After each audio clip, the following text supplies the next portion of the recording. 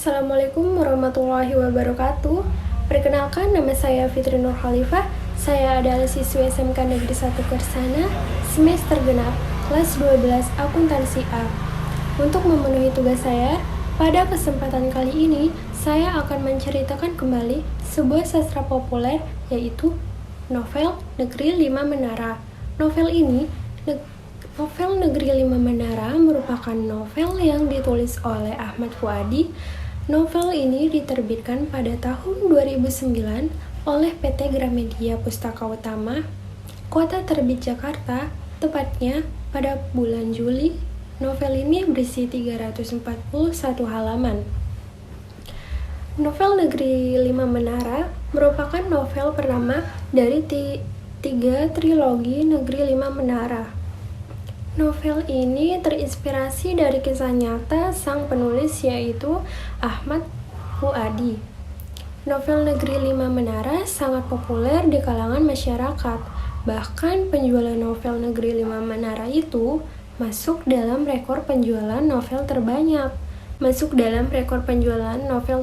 Gramedia, yaitu dalam jangka waktu kurang dari 2 tahun. Novel ini telah dicetak sebanyak 10 kali dengan jumlah lebih dari 170.000 ekslamper. Novel Negeri Lima Menara menceritakan kisah seorang anak yang berasal dari Tanah Minang. Anak tersebut bernama Alif Fikri. Alif merupakan seorang anak desa yang sangat pintar. Sejak kecil dia sangat ingin menjadi seperti DJ Habibie.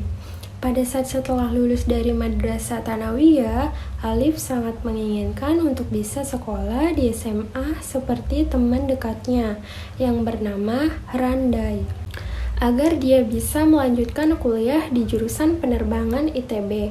Namun, kedua orang tuanya menginginkan Alif dapat sekolah di sekolah agama atau di pondok pesantren. Hal tersebut membuat Alif sangat kecewa dan sangat sedih karena impiannya untuk sekolah di SMA tidak dapat terwujud. Dengan setengah hati, akhirnya Alif mengikuti perintah orang tuanya untuk sekolah di pondok. Untuk mengobati kekecewaan sekaligus wujud pemberontakan, akhirnya Alif memilih untuk melanjutkan sekolah di pondok pesantren Madani, tepatnya di Ponorogo, Jawa Timur. Mendengar hal tersebut, ibu dan ayahnya sangat terkejut, tidak menyangka jika Alif akan menuntut ilmu di tempat yang jauh.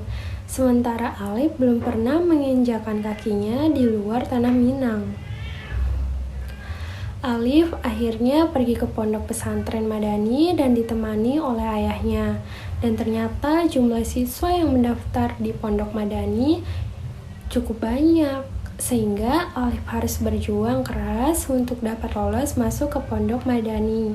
Di pondok Madani, Alif memiliki 5 orang sahabat yang sering dijuluki dengan nama Sohibul Menara. Anggota dari Sohibul Menara sendiri yaitu Alif yang berasal dari Minang, terus kemudian ada Raja yang berasal dari Medan, Dul Majid dari Madura, Atang dari Bandung, adapun Baso dari Sulawesi, dan Said dari Surabaya. Nama Sohibul Menara sendiri muncul karena mereka berenam sering berkumpul di bawah menara masjid yang paling tinggi di pondok pesantren Madani.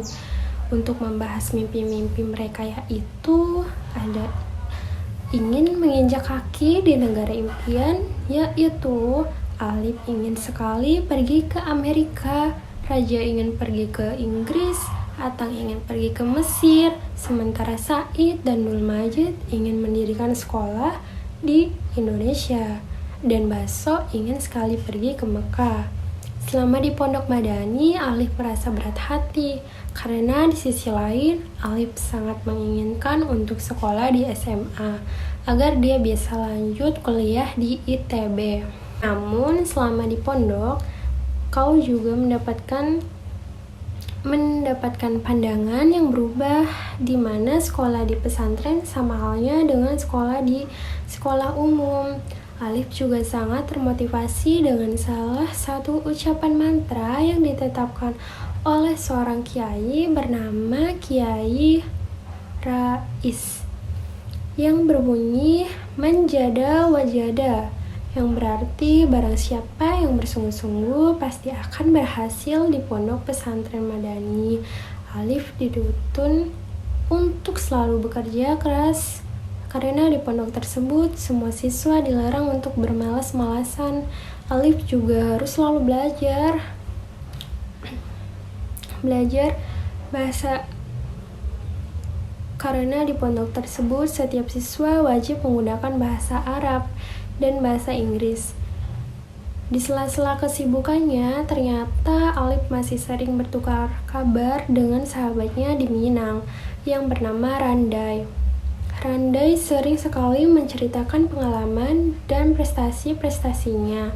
Selama dia sekolah di SMA, hal tersebut membuat Alif ingin keluar dari pondok pesantren dan ingin bersekolah seperti Randai.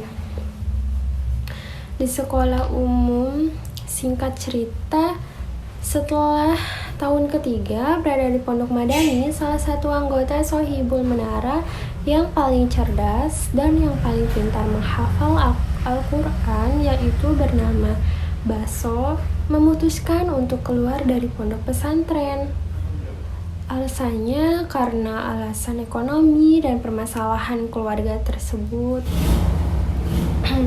membuat Alif dan teman-temannya merasa sangat sedih karena harus ditinggal oleh Baso.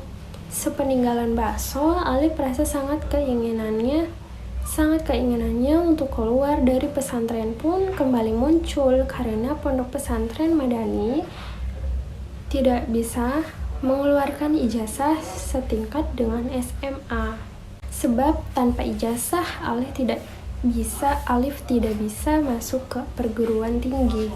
Akhirnya Alif pun mengirimkan surat kepada orang tuanya agar Alif bisa keluar dari pondok pesantren Madani. Beberapa hari kemudian, setelah menerima surat dari Alif, ayah Alif pun datang menemui Alif untuk memastikan bahwa Alif akan menyelesaikan pendidikannya di pondok pesantren Madani tersebut. Melihat pengorbanan dan perjuangan ayahnya, Alif merasa sangat terharu dan Alif berjanji akan menemui harapan kedua orang tuanya dan menyelesaikan pendidikan di pondok pesantren Madani. Setelah 4 tahun belajar di pondok pesantren Madani, akhirnya Alif dan teman-temannya pun berhasil menamatkan pendidikannya di pondok pesantren Madani tersebut. Dan adik dan teman-temannya pun kembali ke rumah masing-masing dan berjuang untuk menggapai mimpinya masing-masing. 11 tahun kemudian, Alif akhirnya diberi kesempatan untuk menjadi panelis pada acara di London. Dan pada saat itu, Alif sekarang mencapai menara impiannya kalau juga mendapatkan beasiswa.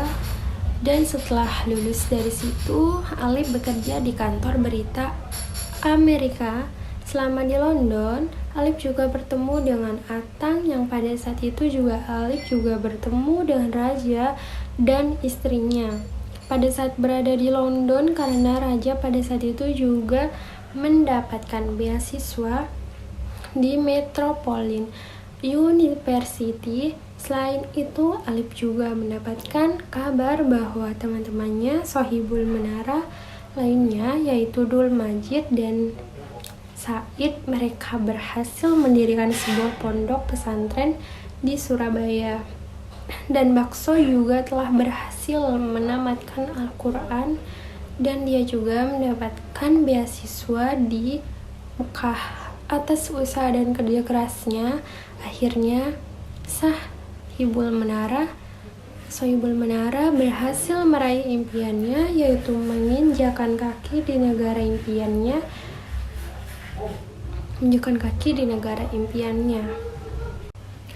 Kekurangan novel ini adalah terlalu menggunakan bahasa daerah, sehingga membuat pembaca yang bukan berasal dari Minangkabau kesulitan untuk mengerti kosakatanya, untuk mengerti arti kosakatanya.